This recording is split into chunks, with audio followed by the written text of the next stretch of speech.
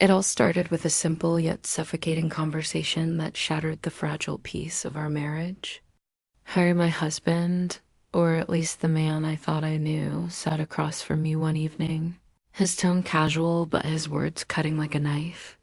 He slid a glossy pamphlet toward me, its cover adorned with images of women whose bodies seemed sculpted by some divine hand. "Honey," he began, his voice dripping with feigned sweetness, "you need to get a breast enhancement. I've even bought you a certificate for the surgery." My heart sank as if it had been weighed down by lead. But this was only the beginning of his tirade. He went on to present me with a literal checklist of standards my body needed to meet. It wasn't just about looking good. It was about fitting into his narrow definition of perfection. "You need to lose 5 pounds here, tone up there," he said, gesturing vaguely at parts of my body as though they were pieces of clay waiting to be molded. His eyes sparkled with excitement, not because he cared about me, but because he envisioned how these changes would elevate his status among his colleagues. "There's an important corporate party coming up," he explained, leaning in as if sharing a secret. "I want you to look your best. For my career, babe." The audacity of his words hit me like a slap. My own husband saw me not as a person, but as an accessory, a prop to enhance his image. And then came the final blow. He pulled out his phone and showed me pictures of other women. Women who worked alongside him or attended company events. Women whose appearances he admired and envied. "Look at them," he said, his tone almost reverent. "This is what people expect. What my boss expects." In that moment, I felt stripped bare, not just physically, but emotionally. How could he compare me to strangers? How could he reduce my worth to something so superficial? I refused outright, my voice trembling with anger and disbelief. "No, Harry. This is my body. My choice. You can't control me like this." But he didn't listen. Instead, he scoffed, dismissing my refusal as childish stubbornness. "It's humiliating," he muttered under his breath, shaking his head as if I were being unreasonable. Humiliating for him, perhaps, to have a wife who didn't fit his shallow ideals. But for me, the real humiliation was sitting across from a man who claimed to love me, yet treated me like a project to be fixed. That night, as I lay awake staring at the ceiling, I realized this was more than just a disagreement. It was a fracture, one that would soon grow into an unbridgeable chasm. After Christine's firm rejection, I felt a mix of anger and panic bubbling inside me. How could she not see that this was for us? For my career, for our future? Her refusal wasn't just an act of defiance. It was a personal affront to everything I had worked so hard to build. That night, as she turned away from me with her arms crossed, I knew I couldn't let this setback derail my plans. The corporate party was only weeks away, and the thought of showing up alone or worse, with Christine in her unpolished state, was unbearable. My mind raced, fueled by desperation and frustration, until it landed on an idea so audacious that even I hesitated at first. But desperate times called for desperate measures. The next morning, I began scouring online forums and casting websites, searching for someone who could step into Christine's shoes, at least temporarily. After hours of scrolling through profiles, I found her, a strikingly beautiful actress named Pamela. She had the kind of effortless charm and elegance that would make anyone turn their head. More importantly, she looked similar enough to Christine that people might believe she was my wife if they didn't look too closely. I messaged her immediately, outlining the job in vague terms.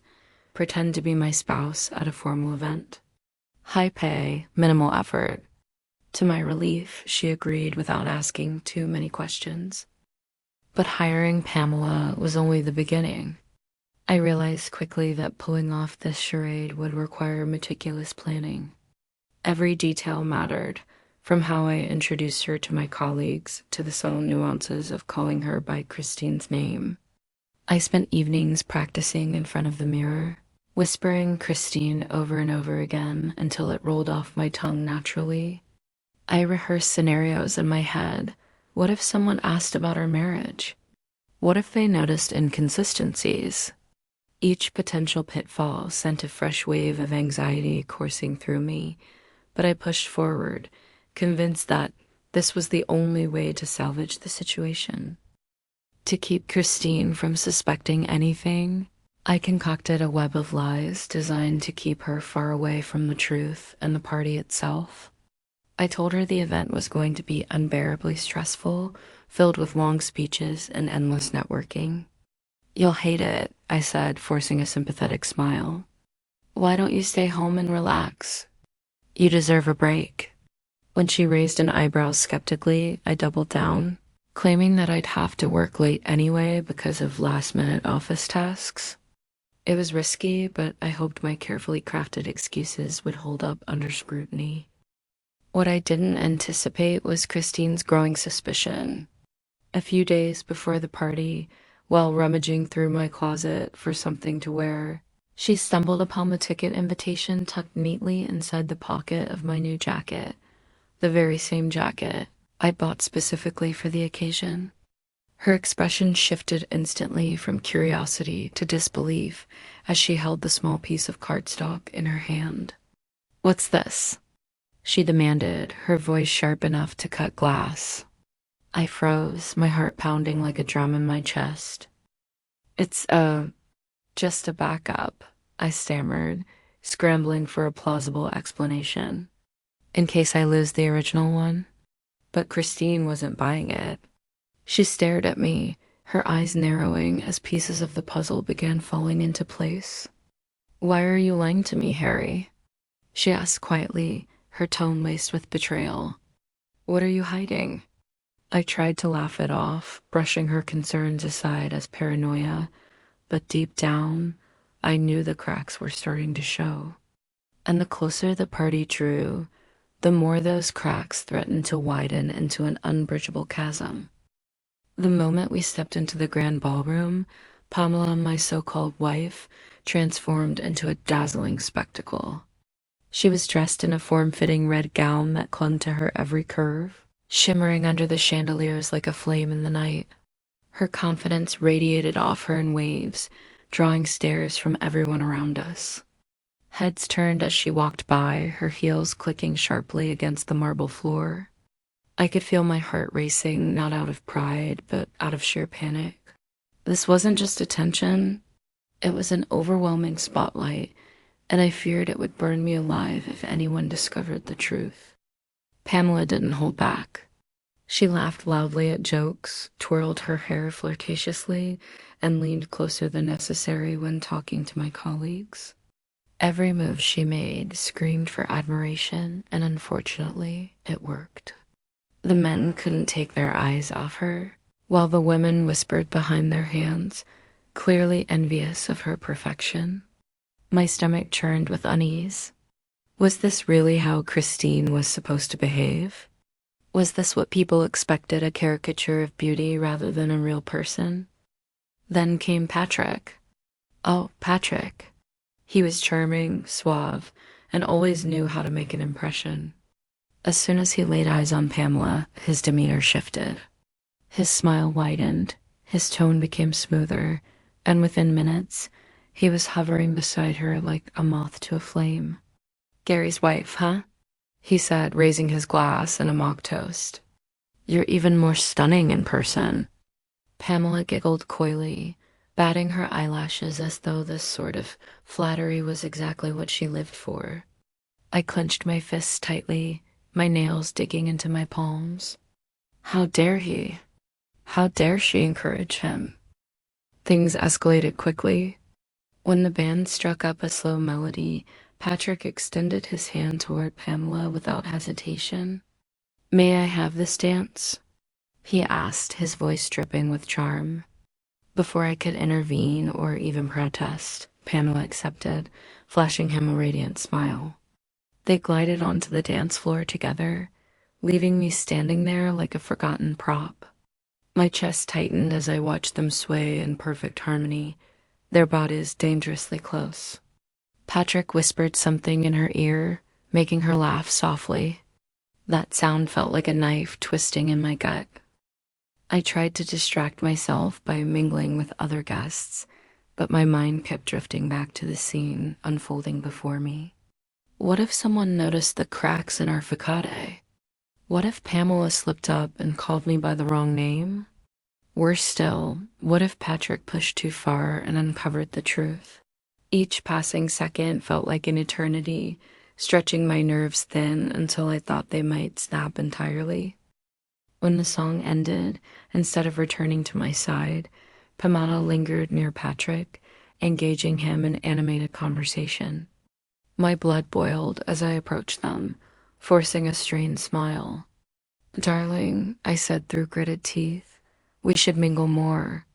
Pamela shot me a look that bordered on amusement and defiance, then excused herself to grab another drink. It was clear she wasn't following the script anymore, and neither was reality. For the first time, I realized just how precarious this charade truly was. The atmosphere in the ballroom had reached its peak of superficial revelry when Christine made her entrance.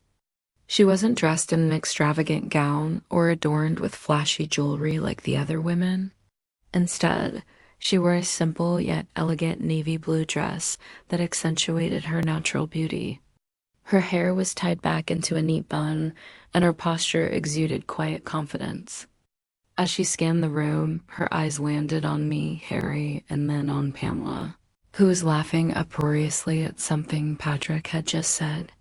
The sight must have struck her like a thunderbolt because her expression shifted instantly from shock to fury. Without hesitation, Christine strode toward us, her heels clicking sharply against the marble floor, drawing everyone's attention. Conversations paused mid-sentence as people turned to watch this unexpected arrival. "Well, well," she began, her voice cutting through the air like a blade. "Isn't this cozy?" "My husband and his replacement." The word hung heavily in the silence that followed.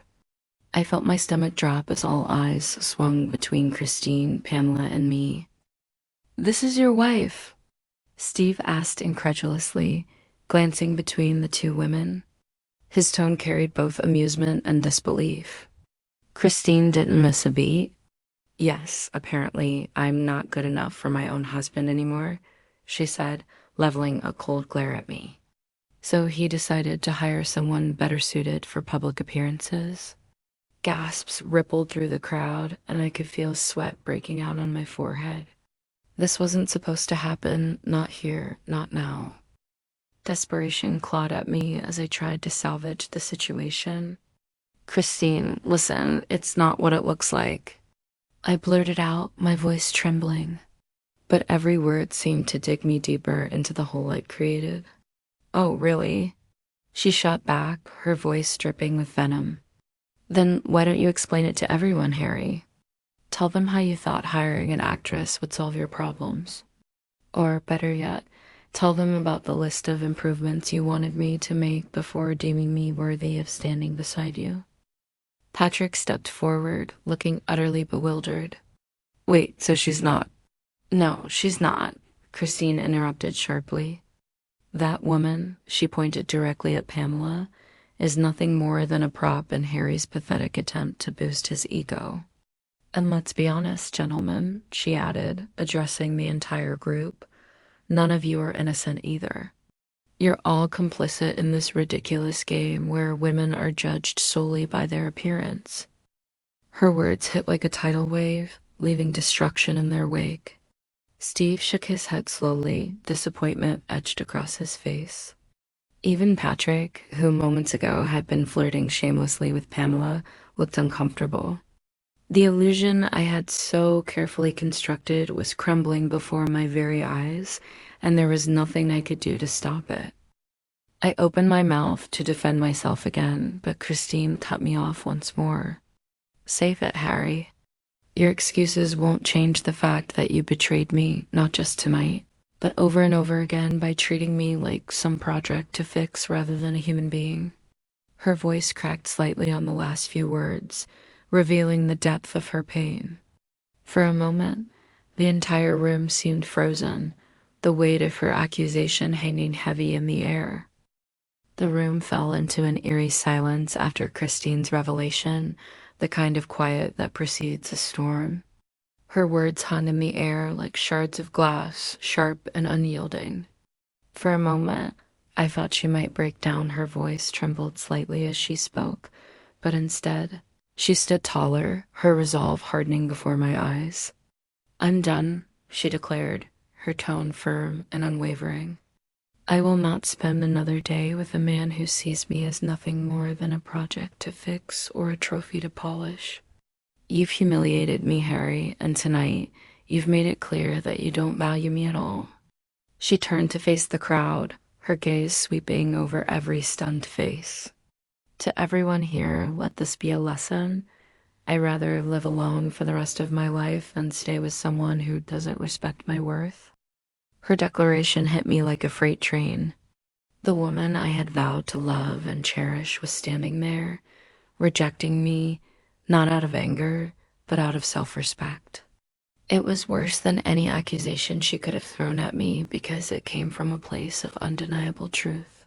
As if sensing the weight of her words, Pamela stepped forward, her earlier confidence replaced by visible remorse. I didn't know," she stammered, her voice barely above a whisper. "When I agreed to this, I thought it was just a harmless gig. I never imagined I'd be part of something so destructive." Her apology sounded genuine, but it did little to ease the chaos swirling around us. Meanwhile, Patrick and Steve exchanged uneasy glances, their amusement from earlier now replaced by awkward discomfort. But it was Mr. Thompson, our company's CEO, who delivered the final blow. He approached us, his expression a mix of disgust and disbelief. "Gary," he began, his voice low but laced with authority, "is what I'm hearing true? Did you really hire an actress to pose as your wife?" I opened my mouth to respond, but no words came out. What could I possibly say to justify such reckless behavior? "This is unacceptable," he continued, shaking his head. "Your actions reflect poorly, not only on yourself, but on this entire organization. We expect integrity from our employees, not deceit." As Mr. Thompson walked away, leaving behind a trail of judgment, I felt the ground beneath me crumble. My career, the very thing I had sacrificed so much for, was slipping through my fingers. And Christine. She was walking away too, her back straight and her head held high. I called after her, desperation clawing at my throat. "Christine, please, don't do this." But she didn't even glance back.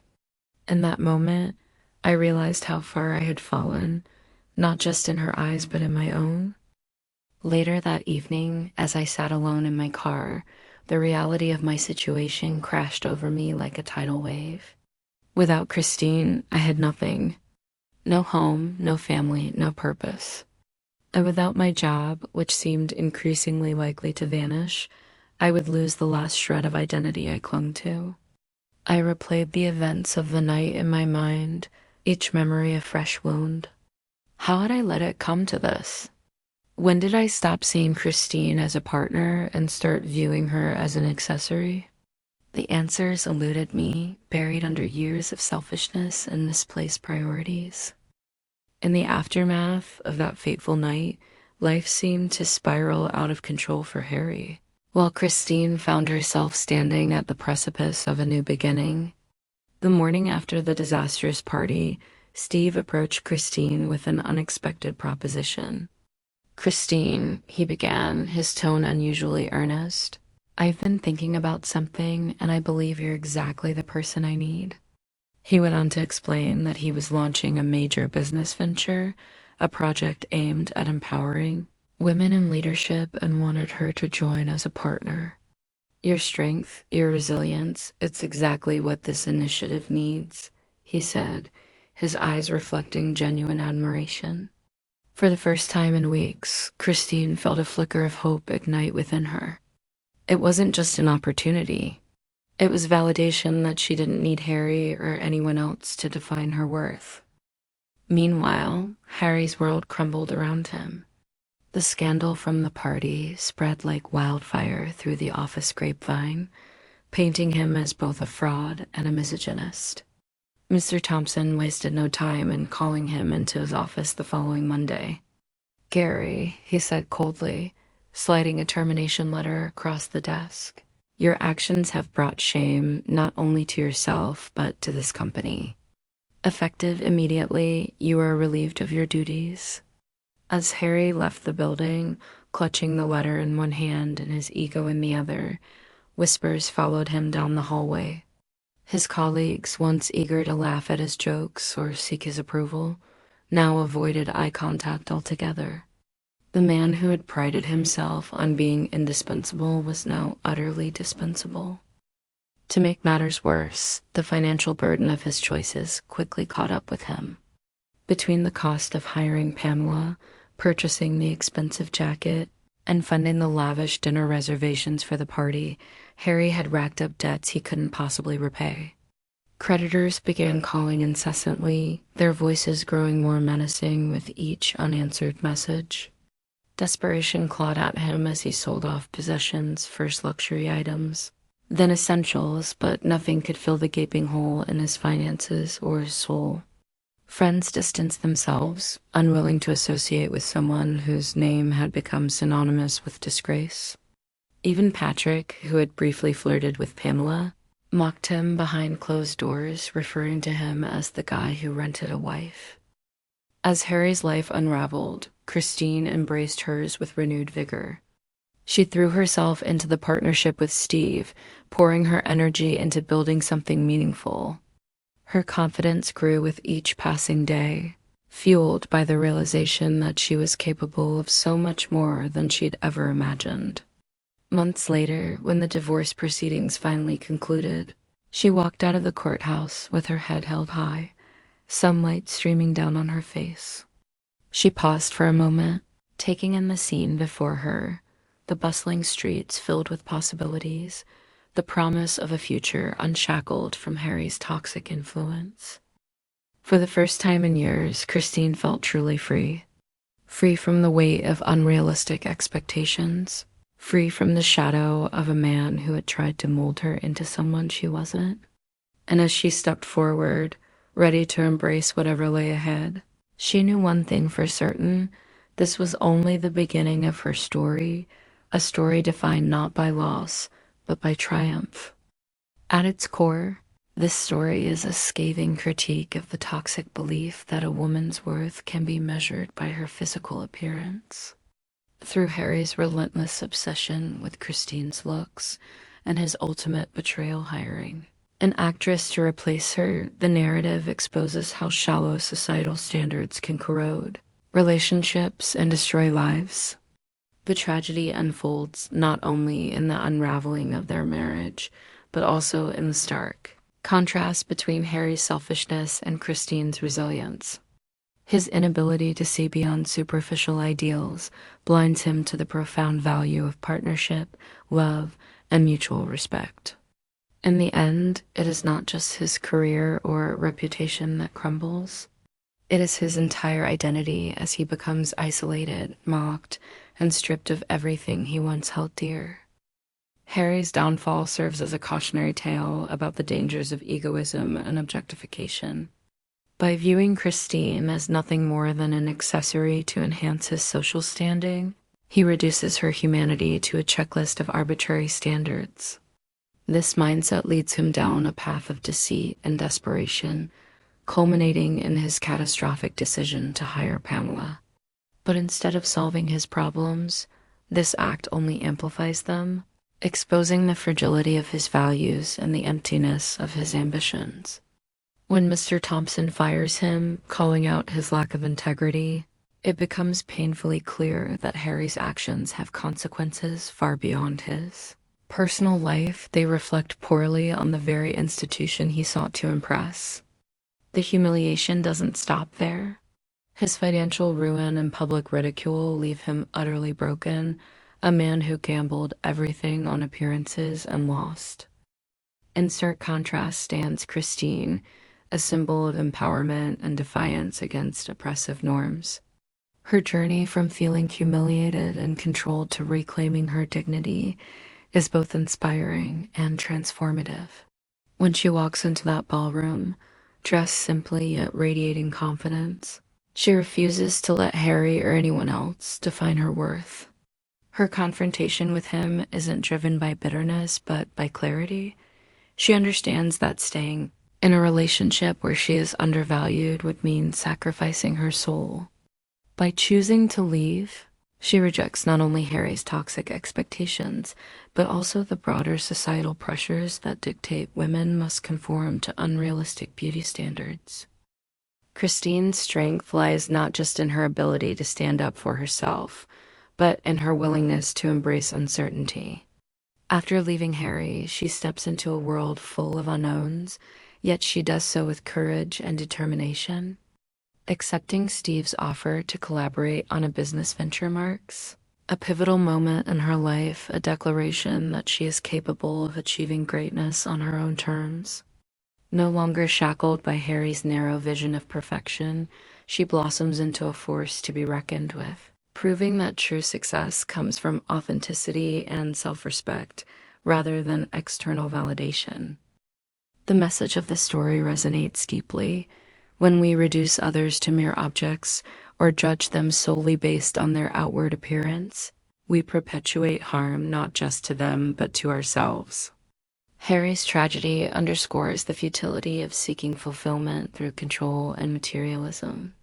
His obsession with appearances blinds him to the beauty of genuine connection, leaving him alone and unfulfilled. On the other hand, Christine's triumph illustrates the power of embracing one's inherent worth and refusing to compromise for anything less than deserved respect. She reminds us that no amount of societal pressure should ever dictate how we view ourselves or allow others to treat us. Ultimately, the story leaves readers with a powerful takeaway. Relationships, built on mutual respect and understanding, are the foundation of true happiness. Attempting to mold someone into an image of perfection is not only futile but destructive. For Harry, his inability to appreciate Christine for who she truly was results in his undoing. For Christine, her refusal to settle for anything less than equality and admiration sets her free. And for everyone else, the lesson is clear: value people for their character, not their facade, because in doing so, we honor both them and ourselves.